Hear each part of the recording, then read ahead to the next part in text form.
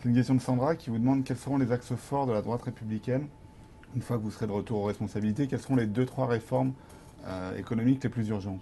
Bon, on est en train d'y travailler. Je veux dire, il faut être prêt au moment où on arrive dans la dernière ligne droite. Ce n'est pas le cas aujourd'hui. Moi, j'en donné quelques-uns.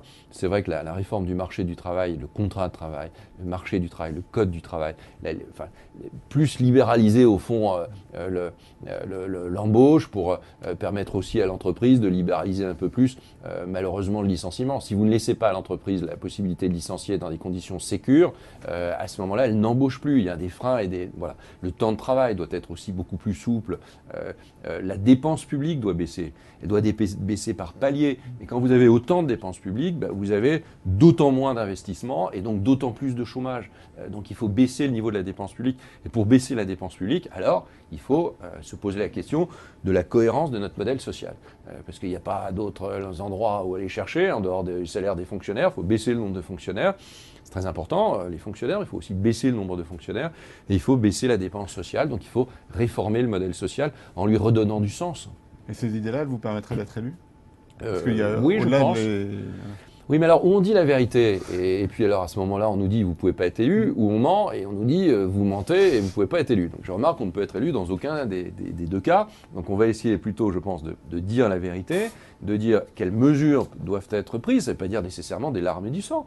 Ça peut être des mesures d'effort, et en face de ces efforts, qu'est-ce qu'on peut attendre? Comment on peut voir la France dans les années qui viennent? Notre potentiel de croissance, c'est quand même mieux que 1 ou 1,1 ou 1,5% de croissance. Enfin, avec les talents que nous avons, avec la formation que nous avons, avec la dynamique démographique que nous avons et avec l'Europe, on peut quand même espérer un tout petit peu mieux. Ça veut dire que l'État-providence, je veux dire, qu'on a connu hier, on ne le connaîtra pas demain.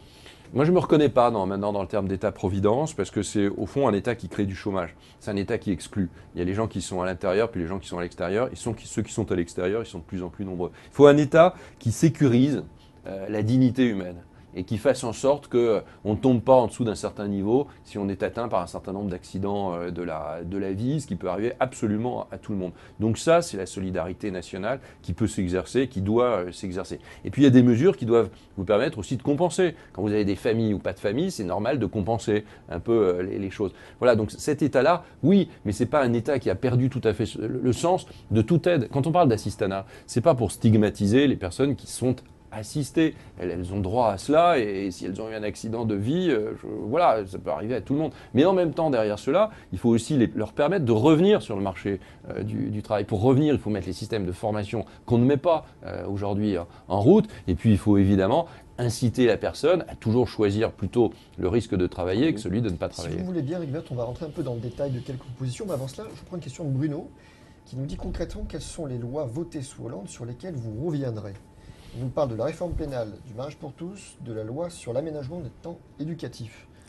Peut-être d'autres textes. Moi, je ne suis pas un grand fanatique, quitte à décevoir l'interlocuteur, mais je ne suis pas un grand fanatique du détricotage. Hollande a beaucoup fait ça. On a passé 6 mois à détricoter. Enfin, il a passé 6 mois à détricoter ce qu'avait fait Nicolas Sarkozy. On a vu le résultat.